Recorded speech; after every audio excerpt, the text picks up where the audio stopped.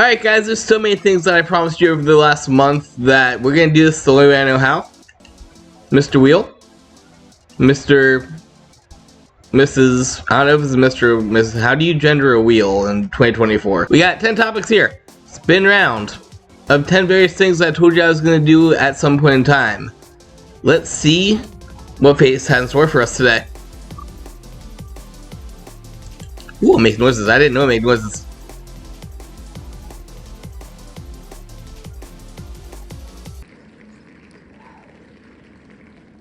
Honestly, it almost landed on the portal craft. I think we're going to talk about that next time I do a Shadowverse thing. But today we're not talking about just any Overtriggers. We actually just got a couple new ones that came out of the recent festival collection in Japan, and we should be getting it here in the US pretty soon. And they're both kind of sauce, so we gotta talk about that. And then I guess we'll also do a tier list of all the Overtriggers in general, because I feel like this is otherwise going to be a pretty short video, so algorithm. Like, comment, subscribe, like, comment, subscribe, like, comment, subscribe, like. Spiritual King of Bright Sky. Meridzanbiia. How do you pronounce that? Meridzanbiia. You guys can't tell at all that I'm recording this at night after locals. A night dive for Doll Sweep, by the way. I really would recommend this Guide on the Girls or some of the gameplay videos I've done with them because, oh my god. I'm not joking around with the Yearling Circus. It actually slaps. Whatever his name is, he has a pretty cool additional effect that when he's out, you can drop to 1 card for every 2 open circles that your opponent has between the rear guard and guardian circle. Then you retire all of your opponent's rear guards and guardians. So, couple things we gotta science this real quick. First of all, everyone's gonna be like, oh hey, this is really good for frickin' Vogro or Prison, I guess. Any control decks really. This is the one time I want to play premium again. This is Tempest Bolt support. So basically, this is going to break down into 2 different things. First of all, the draw happens because that happens before you retire things. It is important to note this because otherwise it'd just be board wipe, draw 3 cards, which is insane because in addition to that, your Overtrigger of course draws your cards, so it's essentially a 4-card board wipe. If that was the case. If that was the case. Obviously, like I said, it does come in order, so you have to draw cards before you retire things. That being said, unless your opponent has a full field, you'll still be at minimum drawing 1 card, just because of the whole Guardian Circle thing. So it is still a draw 2 when played off Overtrigger ability. And then you just whiteboard. You wipe the field. You wipe the field. This is the scariest Overtrigger exists just because of this. So, Overtriggers gives us the game of PG or GG. Never knows coming. Only way to guard one of these bad boys for certain is by dropping a nice little perfect guard sentinel unit that says your attack can't be hit. Or something similar to that. Leo, I can't wait for Leo. That said, anything you guard with outside of a perfect guard, because perfect guard is like on place ability and then this card thing activates blanket unless you have guard break. That will automatically go through. So if you play perfect guard, you're fine, you're still safe. And air shield though. Pop goes the weasel. Oh, guys, it's so good. Trying to think off the top of my head any decks that benefit from having open field afterwards. Like before, yeah, you could Vogro, blow up, nuke their things or whatever. You could Eugene? I'd say Gandiva, but Gandiva looks bad. No Gandiva, you can Gandiva. Really, any Dragon Empire deck that's just does retire base heavy stuff. What else needs full field in this era? I don't know. This is not our comics board. This is a premium card. Sacrifice Glass, oh boy. You guys may see up there, I did Sacrifice Glass video, make sure you check that out. Part of his skill is that he likes to retire stuff. And while I still would support using good old Galgamage to have continuous plus critical on your restanding Vanguard, you can't do that. You do this, you just wipe the field and you just get a bunch of energy back. This is solid, this is stupid, this is like one of the best Overtriggers that we've ever gotten, I think. But we do have one more to check out. We have the purple boy, the infinite purple. Spiritual King of the Night Sky, Nyxlaszelia. I swear to God, I'm not just gonna make this Persona reference. I swear to God, I'm not just gonna do Persona 3 music. It is hard enough finding the P5. Spoilers for a game that's at least 20 years old because I played it in college, but I guess it's relevant again because of the remake. His additional effect is super insane as well. And that is, you can choose up to 1 card from your damage zone, put it into your hand, then choose a card from your hand and call it and give it plus 10,000. This is the Angel Feather! I love the duality of it. I love the fact that, like, the light angelic looking one is the one that destroys everything, while the demonic dark one is the one that lets you heal and call cards.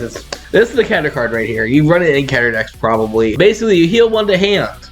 Stop right there. That's a damage healed 5th actual heal trigger. As you guys know, Overtriggers, when they're hit, you just remove them from game, so effectively you hit defensively it's a heal trigger. But this is like an actual heal trigger because you heal a card back to your hand and there's no card that goes back in.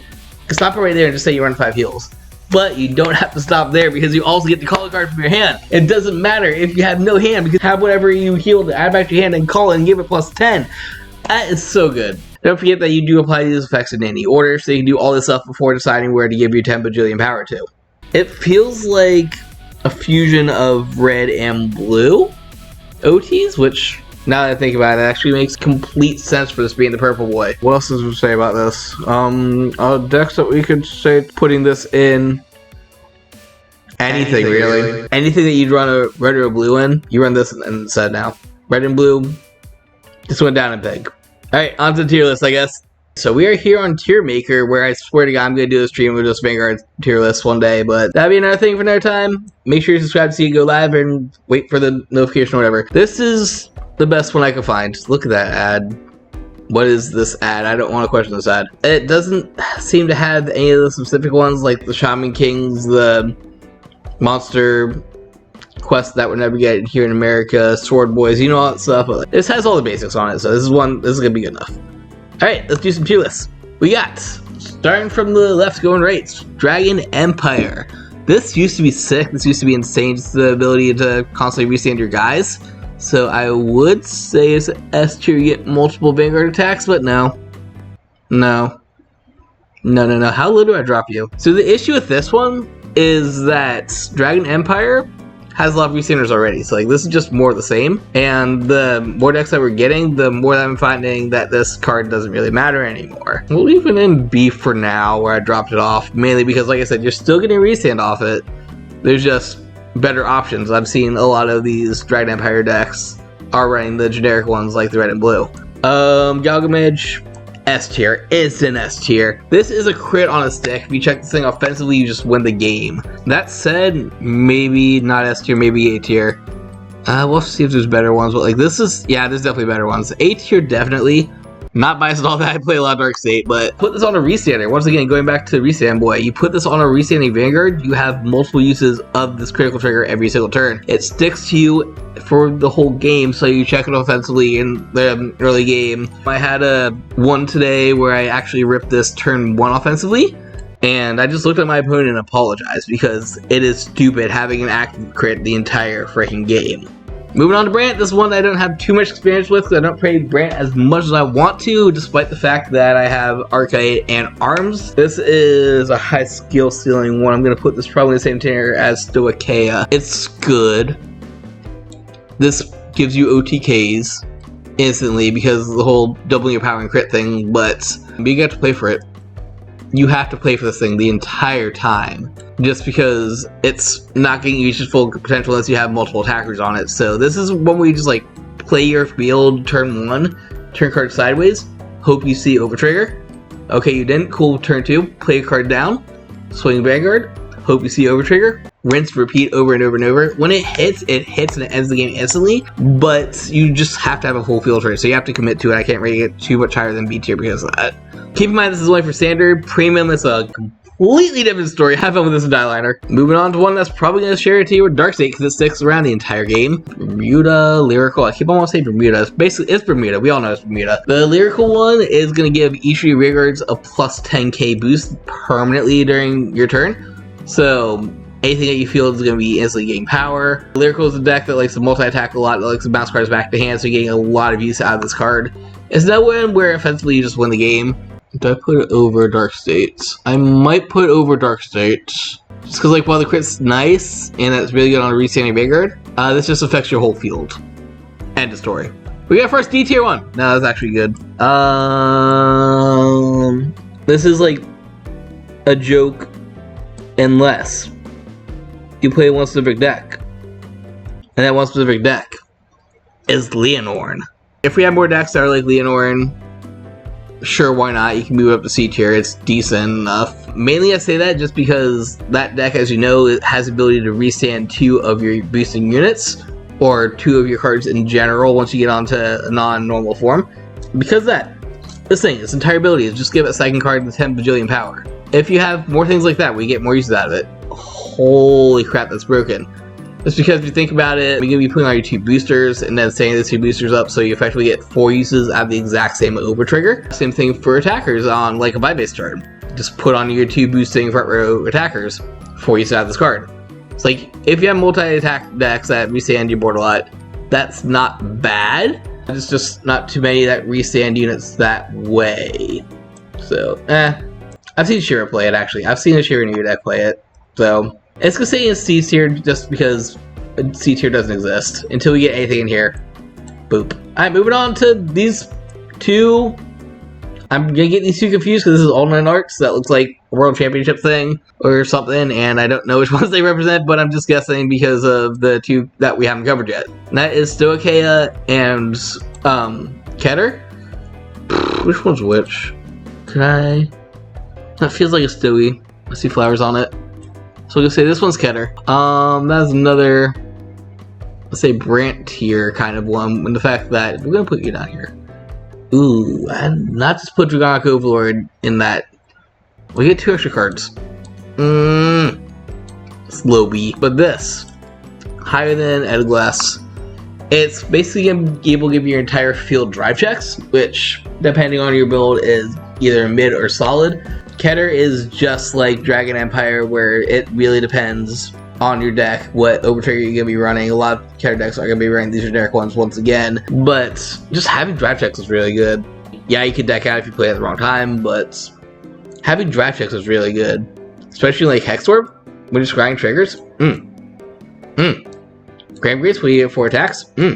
Other decks that Keter do multi-attack now. Keter does a lot of multi-attack now, so we'll put it up here, I guess. This would be low A. Do 1, 2, 3. That, yeah. It's like low A, high B is where I put it. Stoicheia.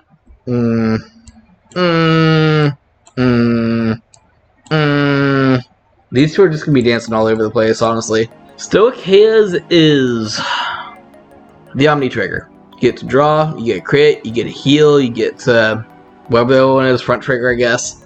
In addition to the plus power and the draw, so you effectively get draw 2, heal a damage, get a crit, front trigger. It's really good, but it goes the exact same thing as Endless, where you have to play this the entire game. The more cards you have on field, the better you're gonna have with this Overtrigger. Luckily, Stoicheia is a deck that's able to recover its board pretty easily, so I will put it over you because generating field in Stoicheia is absolutely nothing. But you know, do B tier. I don't have an S tier yet. I just noticed that. S tier. It supplies the whole game and it powers up your field. So we get to the generic boys. Let's do these 2 first because we just talked about them. Instant S tier. This is just like the best card in the game. We're gonna put it over her because that's a specific thing. This works in every deck. This works in every deck to let you heal and get a multi-attack. That said, this basically is a fusion of red and blue. Let's talk about red and blue for a second and go with the white boy last. Red and blue. Red. This is going to be similar to this, and that gives you an extra attack. It does this either by giving a restand to a card that's already on the board, or if you don't have one, you can draw a card and then call a card, whatever. It's pretty decent. Definitely A tier. How high up A tier do we go? I guess. I feel so bad just putting these the highest in the tier, but I mean, they're generic. You can run them in any deck. Blue. They're just best friends, honestly. These 2 are just best friends. I've seen a lot of discourse that like these 2 are like the ones to run. The blue being able to add a card back from the drop zone is super huge because you can just like cycle a PG, or if you think you can survive a turn without it, you just add your persona right back to hand, or your key piece that you want to run, whatever. It's very diverse. We'll put it over this probably. We'll do like that. No, I can't. I have to go there. Do I add a new tier for just like things that aren't Cray Elementals? I might just slide down the other ones, honestly. Yeah, we'll do that. We'll slide these down to C tier now.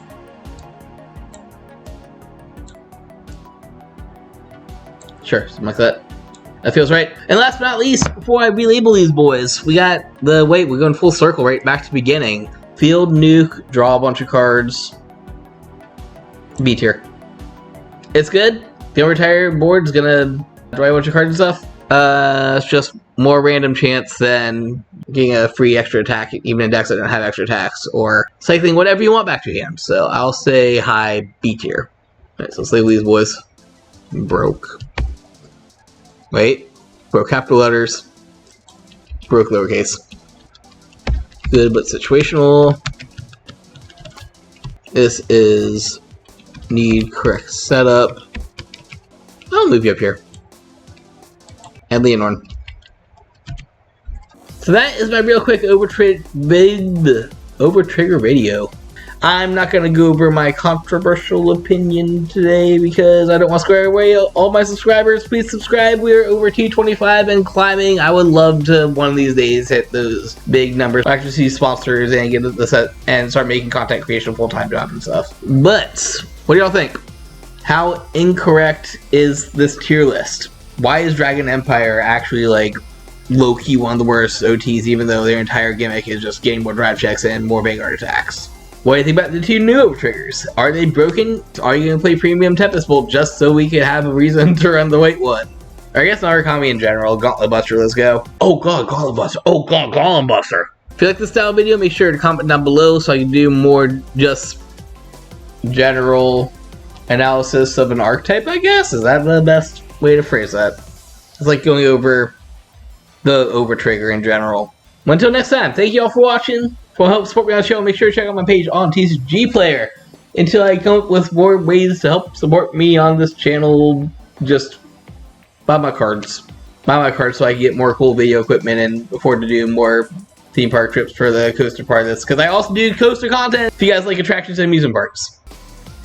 Until next time, always embrace the infinite.